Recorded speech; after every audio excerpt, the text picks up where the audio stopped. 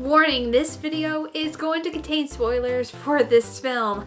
Be forewarned, if you have not seen it, please go see it. If you don't mind, here we go.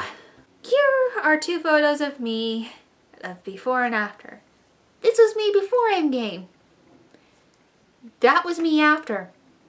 My eyes are still hurting. But it was damn good. Hey guys, it's nighttime and yeah, I just saw Endgame and holy crap, fuck. Oh, there's a lot to take in with this film. I will say right now, this actually ended the stories for both Iron Man and Captain America respectively. Thor seems like he's been left up in the air, but I will get to that when I get to that. So far, this about right after the events of Infinity War, it's about 22 to 23 days since that happened.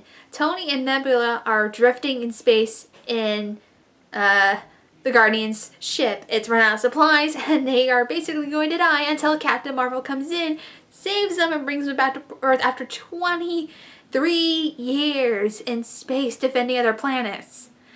And we also get a tally of who has been gone, and it's so heartbreaking to remember all of that. But I have to also remember, something happens in the beginning. It has to remind us that, people were gone. Hawkeye lost his family. While there was a happy moment, he was on house arrest, he was teaching his daughter how to shoot a bow and arrow. All his family's gone.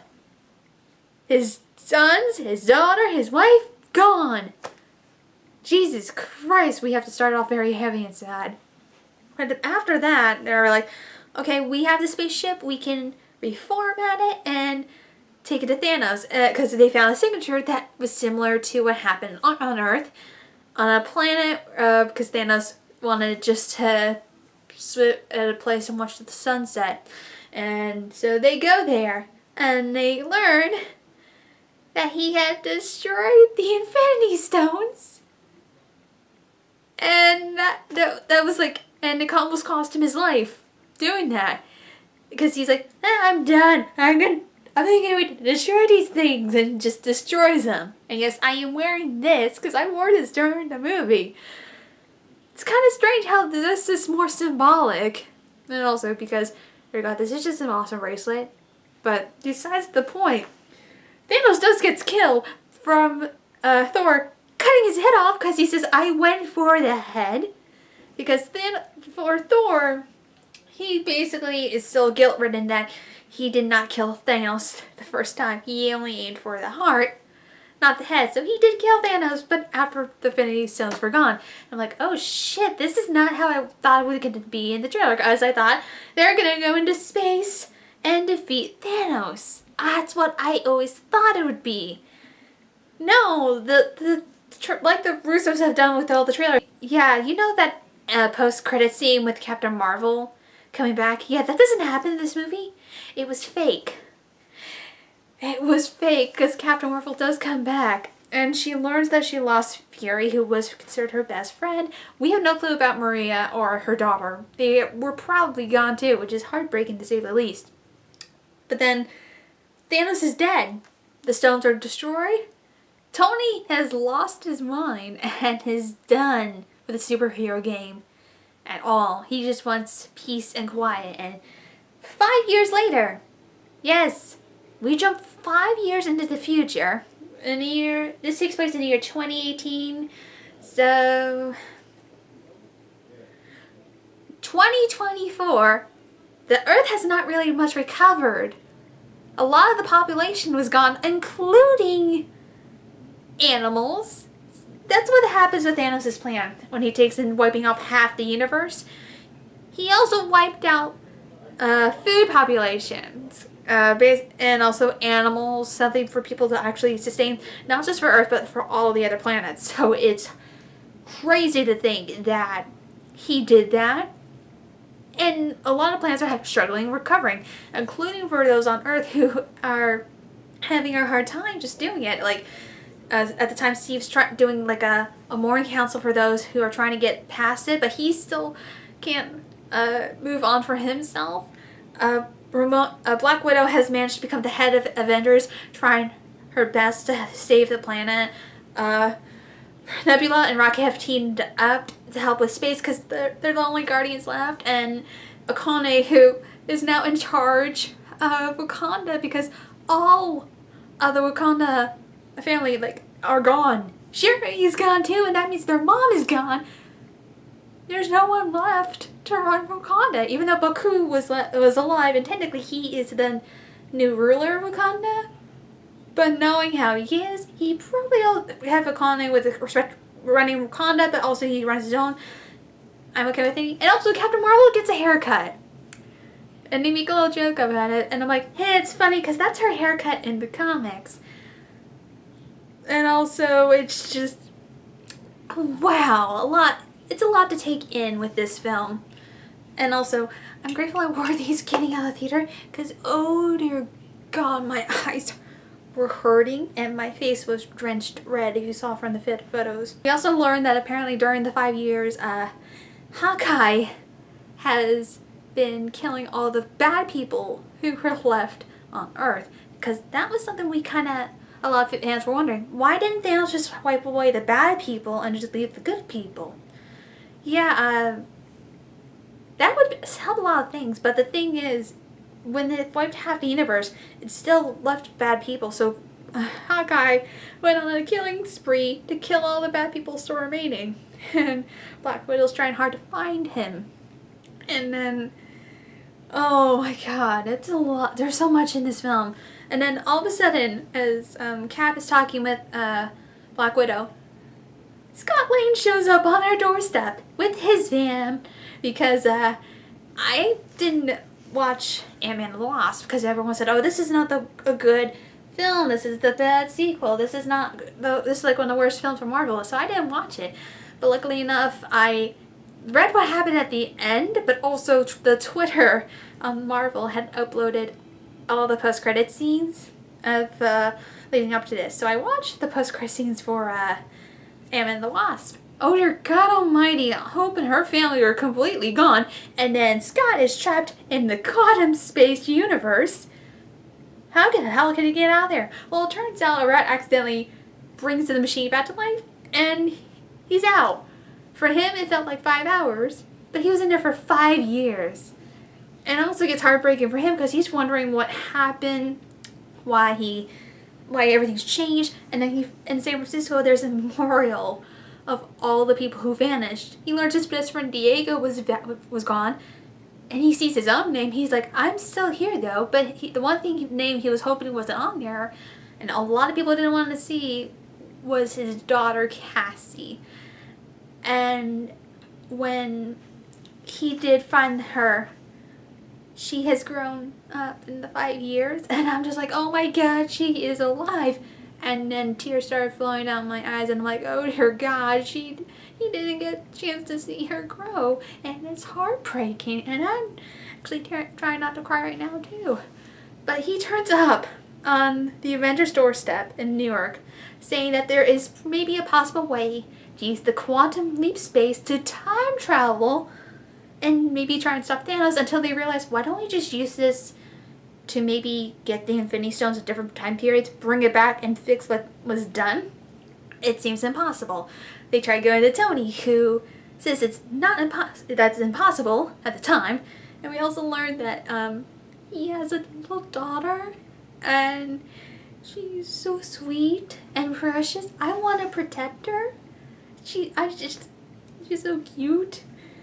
And then they also go to Banner, who thanks with mixing with gamma radiation, he has now become, I think, more in control as the Hulk. So he's Hulk all the time, but he's in more control. So there's no more Hulk, it's just all Banner. And I'm just like, okay, that explains why the posters and his Funko were like that. It's just weird seeing Banner fully Hulk completely.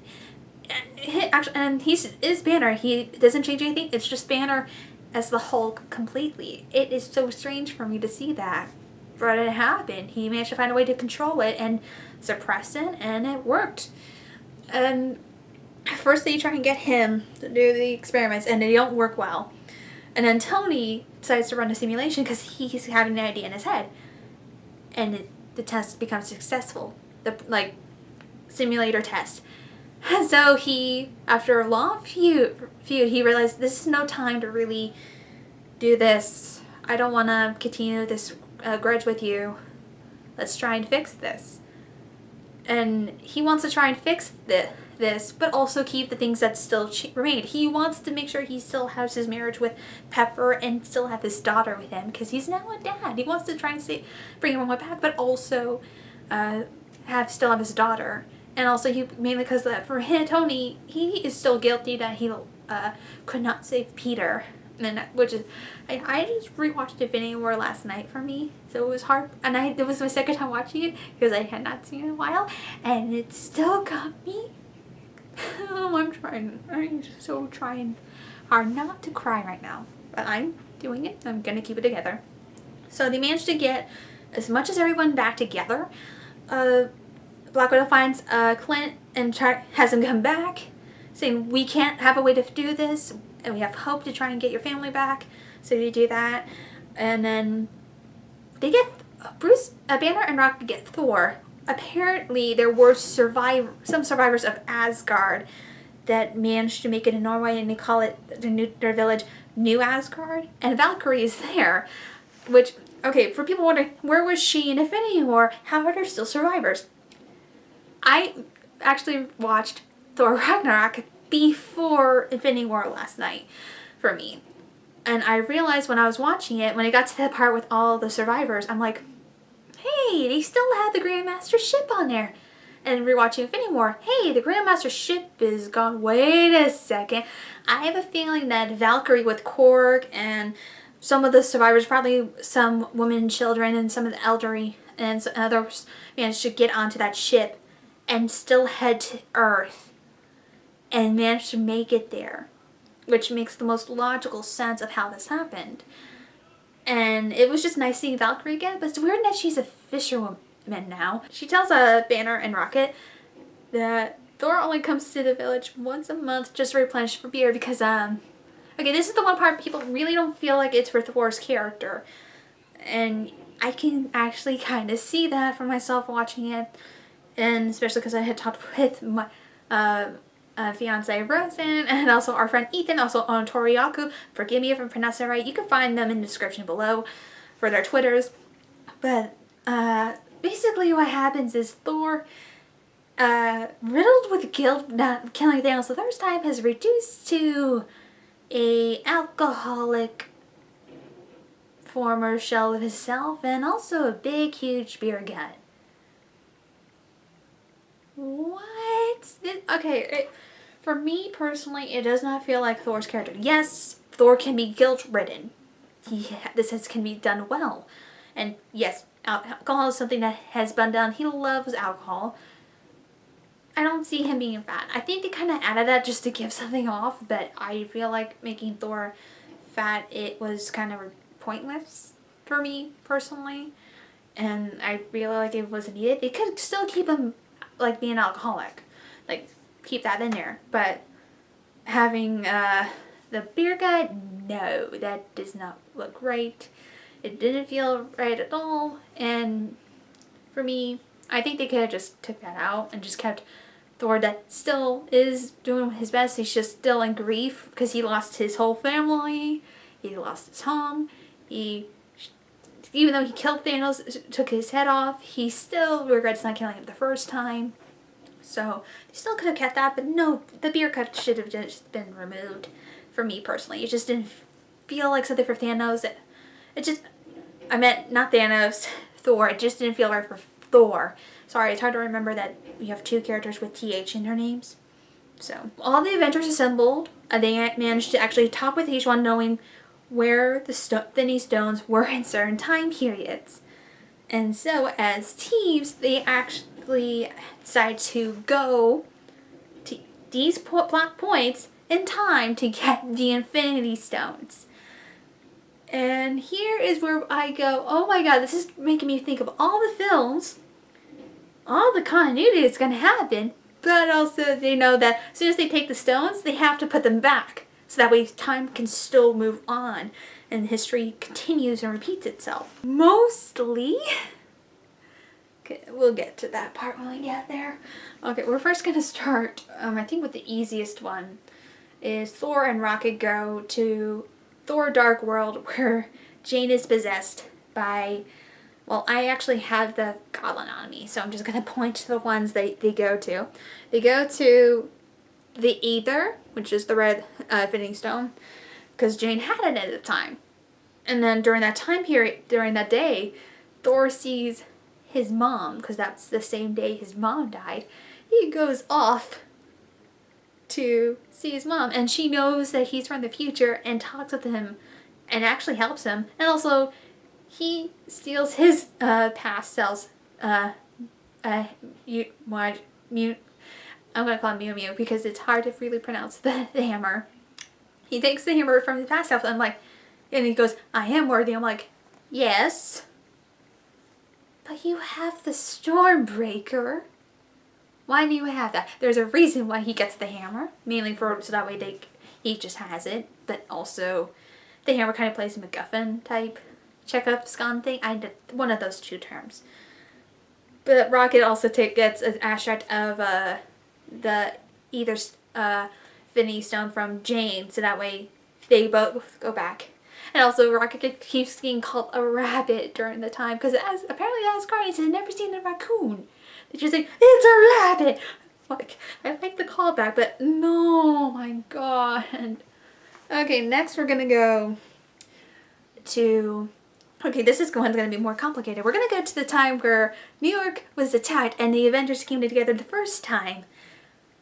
That was a time period where 3 Infinity Stones were in that city, which was the Tesseract, the Mind Stone, and the Time Stone. So we're going to go to the Time Stone because it's the easiest one. Banner goes to the house where he met Doctor Strange and tries finding him until realizing he comes across the original Sorcerer Supreme, played by Charlize Theron. And when I saw her, I'm like, she's here again! And I'm like, oh, great. I'm like, oh, this is not good though. So at first he tries asking, and then she does the body, how to experience body thing on him. And so we get normal Banner again. And they have a conversation saying, you realize taking the stones, that's going to make a huge wave off to the point. And he's like, what if we just what if we borrow them and then we put them back? It corrects itself. Because he tells, I can't remember her name. I'm going to call her the Supreme. The Sorcerer Supreme learns from Banner that Doctor Strange had given Thanos the Time Stone. And she's like, wait, he gave him? And and Banner's like, yes. And Sorcerer Supreme's like, then I have to do the same. So she gives him the Time Stone and says, make sure you bring this back though. This is temporary. And then during that time frame, Cap manages to get the Loki scepter, which had the Mind Stone, from the Hydra agents, where there was a nice clever callback to the elevator scene from Winter Soldier. And yet, here's the thing, there was one moment in the comics where people were surprised that Captain America said this, until learning that was not Captain America, that was an imposter. Because in the comics, there was a moment that Captain America said, Hell Hydra. Yeah, guess what happens here? Cap uses that line to actually get the scepter because he knows that they are Hydra agents. And there's no way they're going to give it to him. And it would be cool to see the elevator scene again. But I liked it. He's like, the only way to avoid this is if I do this. And he just tells him Hell Hydra. And they're like, okay. And they're like, he's on our side. Not really, no. Because which would lead into thinking, oh, he's on our side. No. I kind of like that. And then there's a moment where he actually battles his past self. Because they think Loki... Because there's a point that Loki escapes after being defeated. And then just battles his past self, and it's just a very good scene. And then cut to Tony and Ant-Man, who are trying to get the Tesseract. And so after going to attraction, they think they got it until a moment where they had Hulk go down the stairs. I'm like, where's the Hulk? He should be there. And Hulk hits Tony. The suitcase goes flying. Loki takes the Tesseract, vanishes with it. We don't know what happened to him, which will probably lead into the Loki TV show on Disney Plus, because now it makes an alternate universe where Loki has the Tesseract.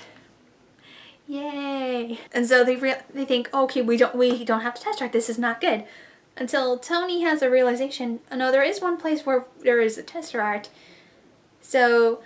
And also because like they're running out of the special fuel gauges that Hank Pym made to do quantum leap time travel. So there's like, and Tony's like, there's only one place that has both of those things we need. So they go to 1970 in New Jersey, where the original SHIELD agency was, where Hank Pym was working on his experiments, and also where Tony's dad was. There's a great moment where Tony gets to actually talk with his dad after so long, and it's a very good moment. I can't really say much. It's just great. And then there's just a moment where Captain America's just hiding in an office and realizes he's in Peggy's office and sees her, and it's just like, it's heartbreaking because he wants to be reunited with her. There's these chances he gets, but he has to continue with the mission. So in the end, Tony gets the Tesseract. They go back in the present of their time period, and then we finally get to the Purple Stone, one of the Purple Stones, and also we have to get to the Soul Stone, which is here. Oh dear God, we'll get to those because this comes in the same priority. They could travel to 2014 during Guardians of the Galaxy Volume 1. And I love the funny moment where Quill is doing the song from the opening, and it cuts out from hearing the music, and you got War Machine just looking at him, and then looks at him and was like, so he's an idiot, right? And Nebula's like, yeah. It's just Star-Lord's character. And they go to get the Purple Infinity Stone. But here's the thing. With the Nebula from the future going to the past, it connects into the same network of the past Nebula, making Nebula see the memories and archives of the current Nebula that we're following, our hero Nebula. And Thanos sees all this, and also past Gamora is there too. And she sees all this. And Thanos realizes that his plan will come to fruition and his death will be satisfying. And he's like, okay, my plan does work, but these people are trying to stop my plan from working. They're getting all the stones though. Yeah, that could help them do my work for me, and then we're gonna take them. That's basically what his plan is. But for Gamora, she knows that shouldn't be. And even in the future, Nebula tries to convince her. She does, though, more towards the end, because she knows that Gamora does not want Thanos to have this power. And yet her past self for Nebula does. Oh, I feel bad for past Nebula. But we'll get to that when we get to that, hopefully, if I remember this part.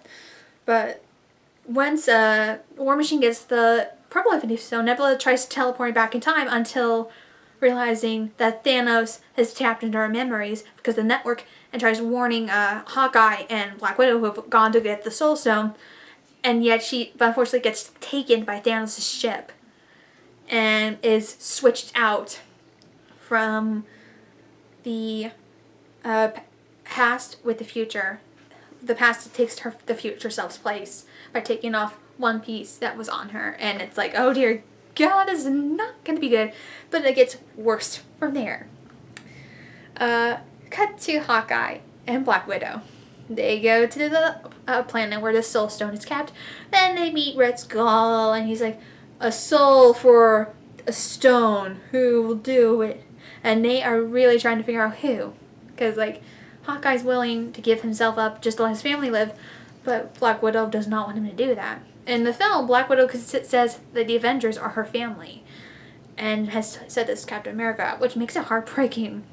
When, for her, yes, there are moments for her character where she is not interesting, but she has shown that she can be very strong and unique, and you're gone. I think her doing the sacrifice at the end, because like they both try and see who could jump off the cliff just to save the world and everything. In the end, Natasha and Cliff are hanging on the rope, and he's holding on to her, and he's trying to hold on to the rope, but there's no way they can both survive, and she just tells him to let go, and she lets go, sacrificing herself to be the soul stone for them. And that's just heartbreaking. I was crying. And it's just what they learned from the stone. Once someone gets sacrificed, you can't bring that person back, which would have been the same for Gamora in our time frame, which freaking sucks ass.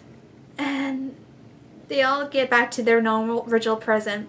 They use Tony's nanomachine technology to fit Infinity Gauntlet, which is on the right hand, which makes this one, the left hand, kind of obsolete because that one's been damaged. While they're doing that, they kind of figure who's going to snap the fingers and restore the people that vanished. Banner does it because with his gamma radiation, he feels like he could survive. He does that. Everyone who was gone comes back as though unchanged, like they have not aged at all. They're still the same age, just they're now 5 years into the future now. So that's going to be a whole can of worms for Spider-Man Far Away From Home. I'm going to discuss that a bit, how that I think that's going to be. But as that's happening, the Nebula from the past hacks into their time machine and brings Thanos' ship from 2014 into the present. And oh dear God, as soon as after they bring everyone back, Thanos' ship fires down on the Avengers headquarters, destroying it. Everyone is still alive. That's a good thing. And at that point, Thanos is like, I'm gonna wait here. Just bring me the gauntlet. The past Nebula goes out for the gauntlet, but she is stopped by Hawkeye because she tries getting the gauntlet from Hawkeye. And this is until she's stopped by past Gamora and her future self, Nebula. The thing is, there was a moment that past Nebula wanted to redeem herself, but she realized that she can't, because given the fact that people have managed to do great art, videos and articles of how Nebula and Gamora were both abused. Even though they're adopted, they were both abused by Thanos. Out of everything, Nebula the most, where she's more cyborg than who she originally was, because he took every piece of her and made her cyborg to be better than Gamora. For her, it's like she can't do it. She realized the only way to actually do it is to survive, is to take down the emotions of love that she was never really truly given. But the future Nebula was given love, and in the end, future Nebula shoots her past self. And I thought for a second, oh, that's going to create a time paradox. No, it really doesn't, because it actually doesn't. Our future Nebula is still here because we're working with comic book logic here, because of course. And but we still have past Gamora, which is cool. But it's also going to get heartbreaking more towards the end of it all. Thanos is waiting for the gauntlet. And so we get an actual great battle of Iron Man, Thor, and Captain America fighting Thanos. And the thing is, it's shown that Thanos, without the gauntlet, is hard as hell to defeat. They do everything against him. And there's a great moment where it was hinted in Age of Ultron, where they had a actual lifting of the hammer, who is worthy to lift it. And there's a moment where Cap actually tries, but it doesn't really budge. In the battle, Thor is almost about to be killed when the hammer lifts and flies into Steve Rogers' hands, and Thor goes, I knew it. And I'm just like, they're doing a lot of callbacks in this film. A lot of callbacks to a lot of the films, which is a great thing for people who marathoned everything, but I really didn't have a chance to. I wanted to watch Civil War last night, but not on Netflix, and I didn't want to get my DVDs at the moment, but it was a great callback to seeing that. And then I was like, okay, this is all cool, they're gonna win. But then Thanos beats down on Captain America, breaks his shield in half. And then he's like, I'm tired of playing games. Brings down his whole army, all the aliens, all the monsters, even his generals that were defeated in Infinity War. Yeah, they're alive during 2014. Said they come and there's like no hope. And I'm just like, okay, where are the people gonna disappear, gonna show up now? Where are they coming? Then all of a sudden, Cap hears on his radio of it's Sam, and Sam's like, on your left. He turns. Doctor Strange's portals open throughout the whole entire battlefield. Bring everyone who was vanished back to Earth to face Thanos. That was the moment I literally started crying. Because it's like a wonderful moment, and also a great moment that feels like that it's a comic book moment that feels wonderful. And it's just great to see everybody there and everything. And also, yes, I noticed Howard the Duck was there, and I was happy. I wish we saw more of him fighting, but he's just a nice little cameo. But knowing he also got vanished was something. But there's 3 people to step out of there. Was Black Panther, is Tertiary, and Nakane. And I'm just like, oh dear God, I don't want to cry. Everyone in the theater is crying seeing all this. Everyone is coming from different parts. We see Hope, and then we see Pepper in an Iron Man suit, because there's an earlier moment in the film Tony made Pepper's suit, and his daughter's playing with the helmet, and he goes, we'll probably put this back in the garage. Your mom doesn't like any presents I give her. She doesn't use them. She finally used the suit, and I've been waiting for her to do that for a while. So I'm happy. We get to see everyone that's current, and it's just great seeing all of them there. And we even got to see all of the sorcerers battling. We saw more of Wakanda. Baku was there too, and it was so great to see this battle, and the exchanges for all of them were great. Also seeing Groot again, seeing all the Guardians was wonderful. There's a moment where Peter Quill, Star-Lord, is fighting. He sees Gamora, thinks it's her, but it's her past self. And she's like, no, you don't get to touch me. Calling back to, sorry for the sneeze, family. Gets called back to when they first met, and she like takes him down, and then she looks at her sister's like, I fell in love with this idiot, and Nebula's like, yep. And I'm like, that's funny, but there was a good reason with that. And then there's just more of the battles. Valkyrie is on her Pegasus, and I love that. I kind of wonder how she got it, but I didn't logic at this point, because I really didn't put any thought with this film with it, because I know it's a comic book. I'm using comic book logic with it. And then you have Spider-Man reunite with Tony, and I was crying because like Tony now has Peter back, and because that was like something he regrets, not being able to help Peter, and Peter's back, and it's just wonderful. And then Scott is reunited with Hope, and so we have Ant-Man and the Wasp fighting with the Avengers, and just hearing Cap right before the battle starts saying Avengers assembled, and I'm like, yes! This is awesome.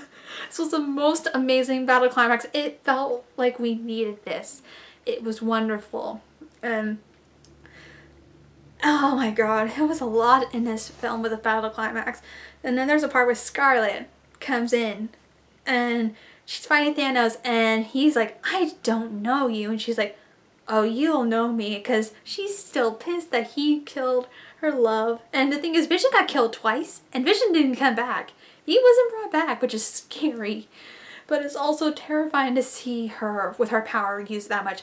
The last time we ever saw her get that power when she fought Ultron, and that was terrifying. And it's just amazing seeing it. There's a one shot I liked where all the ships are firing down, and then they stop and they go up to shoot, and they're like, who are they shooting at? I'm like, Captain Marvel's not here, and Captain Marvel comes in, and she destroys Thanos' ship, and it's awesome. And there's a moment where I'm gonna get into this because my mom started getting all political, saying, oh, they had to have get political because they had to have one moment with all the female superheroes, and I'm like, Mom, please shut up. That was amazing. And she's like, oh, they're being political. Shut up. Like, it was I left all the female superheroes being on screen fighting against Thanos, because that was a great moment. Because it's like, we have we had to show that there are female superheroes out there, and I loved it so much. Where there's a part where they're trying to play keep away with the new Infinity Gauntlet from Thanos because he wants the new Infinity Gauntlet, so he's trying to do that. And it's like a nice, they're doing keep away, like Hawkeye has it, and Black Panther has it, and then Spider-Man has it. And I feel bad for Peter. I feel like he's gonna have the worst PTSD in his life, which I feel like is gonna continue in Far Away From Home, which is the next film coming out in July. Which because of things that happen in this film, it's going to wreck Peter like crazy from this, because he tried to be in a war and then immediately got in another battle, almost lost his life, and then there's a moment where we think Thanos has the gauntlet, because there's a moment where he's about to snap the fingers and start all over again. When it's real, when he snaps, nothing happens, because Tony took all of the stones off of Thanos' glove in the moment he attacked him, put it on him, and I'm just like, oh no, that Tony's not gonna live, because Banner survived from the gamma radiation. Tony's a human. Oh no. Tony, as last heroic moment, snapped his fingers and wiped Thanos' army and Thanos' self out of existence. And that moment of Thanos just sitting down and taking everything in, I think that was the best moment for him, paralleling how he was at the end of Infinity War. That was, for him, that was his win. Here, it was his failure, and I'm happy to see him gone, to be honest. I don't know how they're going to make another villain, because they built Thanos up for the last few years. If they made another one, I have no clue whatsoever, and that's a lot to say. But of course, with Tony, he sacrifices himself, and it's heartbreaking, because we all thought that Tony would die at the last film when he got stabbed by Thanos. That didn't happen, and I was like, are they gonna kill him off next film? I was waiting for that, but to have him go off in a heroic moment, because it makes sense for him to die like this. It ends Tony's story. He was the start, the first Avenger, and it makes sense for him to die as a hero. Also, the words he says to Thanos, he's like, I am Iron Man, snap. And it works so well, because that's who Tony is. He is Iron Man. And it's so heartbreaking, because my tears still continue to cry through this. And knowing that Scott is reunited with Hope and his daughter, Wakanda now has their king back, and then we kept to Tony's funeral, which is heartbreaking that he because this is Tony, he managed to record himself before the time travel stuff as his last will and testament in case anything happened to him. And that's heartbreaking. And you just see his little daughter Morgan, and I'm just like, oh my god, she's gonna be without her daughter, and then Pepper, and it's just heartbreaking. And then it gets much harder where I think they cremated Tony. It's really hard to really guess, but I think that's how it is. They put Tony's ashes into the arc piece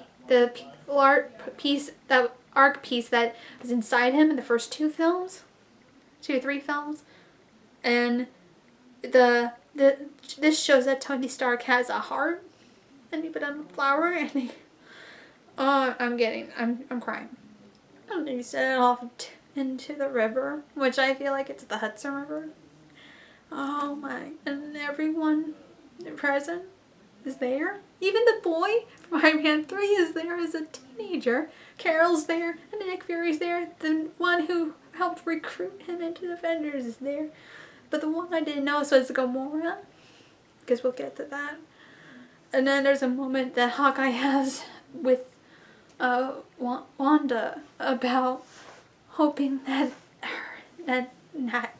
Black Widow was happy with what they did. And she says, yeah, they are happy with what we did. And she also meets Vision, and I'm just like, I'm so trying hard here with my tears. Even when Banner tries saying, I tried, when I had the gauntlet on, I tried to bring her back, but it wouldn't let me. And that sucks. Because when someone has died, you can't really bring them back if they got sacrificed for the stone. And that's heartbreaking. Though I'm surprised they didn't use it to bring Vision back, but he was part of the stone, so there really isn't a way to do that. So, yeah, it's a lot to take in. And then they go on with their normal lives. Peter goes back to school and learns that his best friend is still the same age, because he was also vanished. I have a very strong feeling with Peter's arc now, because they said, hey, you know, yeah, Endgame was a great way to end Phase 3. Far Away from Home is the end of Phase 3, and everyone was like, what? And I understand now why it's the end of Phase 3. Because, it's gonna take place 5 years after, for Peter and his friends or anyone else who vanished. Which means that a lot has changed. There is probably new heroes, new villains who have appeared since then, and those who were vanished coming back might mean more heroes, yes, but also villains that we've never seen before. And for Peter, it means that he's gonna have a new phase of villains. Given the fact what we saw from the trailers Far Away Home, Mysterio's gonna be here. He's gonna be hero, which is surprising because I really never expected him to be a hero, but I will see how it goes, but I like the way he looks. I like they're gonna have him with the dome. But knowing that Hydro Man might be in this, and maybe the Elementals, I don't know. We'll see. But I feel like this film will be, for those who vanished, maybe taking like a vacation, trying to help them out like what happened. But for Peter, it's also more, he lost his mentor, someone who was almost like a father figure to him. And also being in a big huge war against aliens and almost like losing his life. I have a feeling that Peter probably has the biggest PTSD, and that's also going to be shown in this film. And also Nuclear is like, hey, you're Tony's pupil. I need your help. Oh, Nick, it's not the best time, man. But that's my guess with Far Away from Home. Well, hopefully there will be another trailer, because I'm feeling between now and July, we'll probably get another trailer. Which is going to be a lot. Then it cuts to Thor in New Asgard confronting Valkyrie, saying he's done all he can. There's nothing left on him. He gives Valkyrie to run New Asgard as the queen, which I'm okay with Queen Valkyrie. I'm okay with that. So he decides to go off to space just to figure out what he's going to do.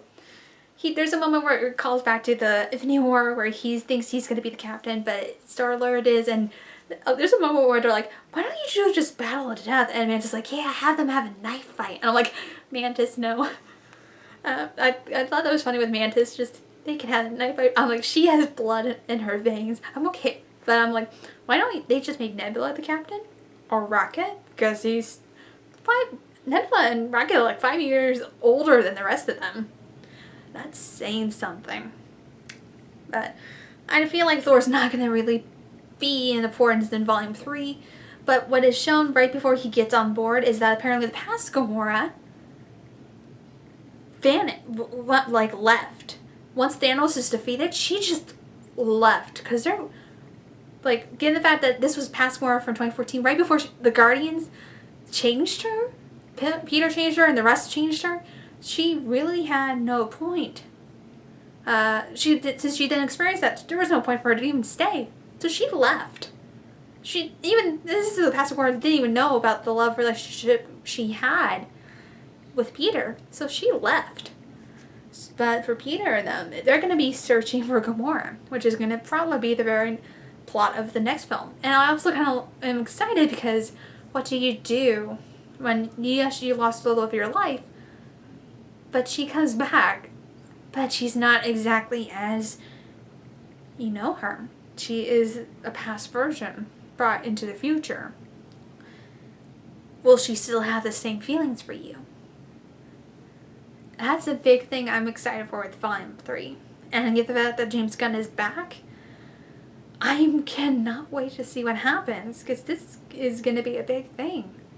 And I feel like this is going to be something great, and I cannot wait for it. And then finally, we get to a part where I was still crying from it, but everything's over. They rebuilt the quantum time space for Captain America. He has a suitcase full of the finished stores, and Banner says, okay, you have to return each of these back to normal time, and then come back here.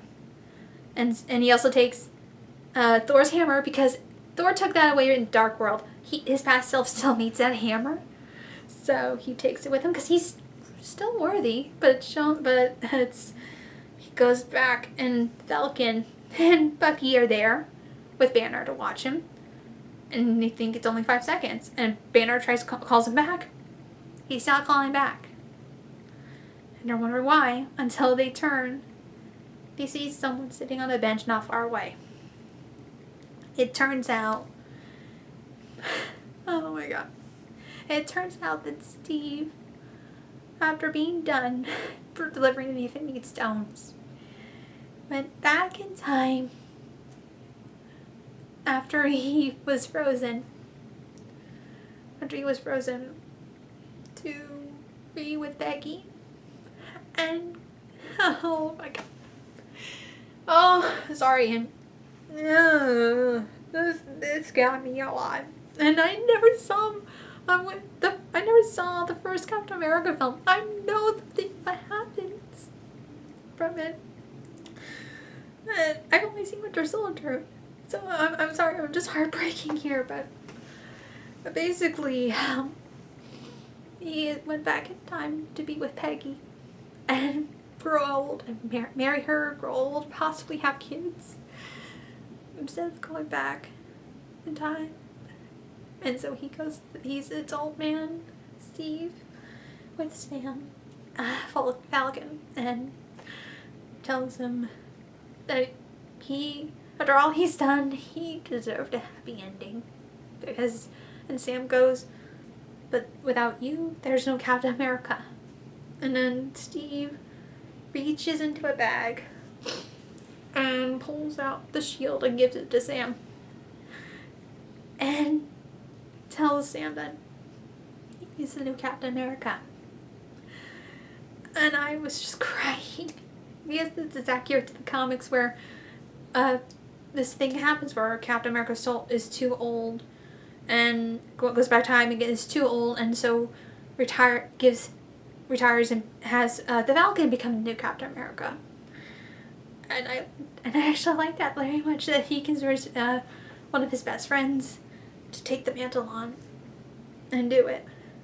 And which means that the show of Falcon and the Winter Soldier, yeah, that's basically be Captain America and the Winter Soldier, meaning Falcon is Captain America and Bucky is White Wolf Winter Soldier having Avengers.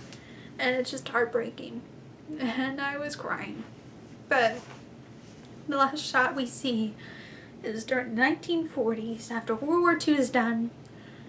Kat finally gets to dance with Peggy. And I'm sorry. It got me. I learned about the dance thing from Age of Ultron. And I was like, oh, that's heartbreaking. Never got to dance with her. After saying he wants to go out with her and go to the dance, and then he gets frozen for 70 years. But I felt happy. He had a happy ending. And I thought it was a nice conclusion for both Captain America and Iron Man. Thor, Chris Hemsworth revealed he's up for more Thor films, which is fine by me. Get rid of the beer gut, man. It does not suit you. But that's not the end, because I mentioned Loki taking away the Tesseract. I feel like that's gonna leave like an alternate universe and lead into the Loki TV show they have on Disney Plus, which would make a lot of sense. Also, I kind of wish we had more moments with the female Avengers, because like A lot of people were hoping that Valkyrie and Captain Marvel were interacted with each other, and I was hoping for that too. But I was okay with the Spider-Man riding on Valkyrie's horse with Valkyrie. That was so awesome. And no, there was no post credits or ending scene. I was already told in advance by a lot of my friends that there wasn't going to be one. And it's understandable why, because there was no need to have one. It's not going to set up for anything. It's just the Avengers at the time has their chapter end. Tony Stark, Iron Man's story is now over. Steve Rogers' Captain America story is also over. Leave the stories to the other Avengers. There's more to tell with Black Panther. There's more to tell with Ant-Man. There's more to tell with Spider-Man. And there's more to tell with the Guardians and hopefully Valkyrie and Captain Marvel. There'll be more. They're the new generation. And they're going to make sure to keep it strong for future Marvel films to come. And yes, I did see Stan Lee's cameo, and oh my god, I will say right now, the people who do the de-aging and aging technology, because I feel like Chris Evans was aged to look older, they did a great job with the aging effects. They have been actually better since I've seen the Jeff Bridges and Tron Legacy. That was the most uncanny valley I've seen in my life. But I loved how they've done with a lot of it. So much of it. And I think it's great. It's a great way to actually do it all. And also, I saw the Gemini Man trailer with Will Smith, both playing an older version and a younger version of himself. Uncanny, yes.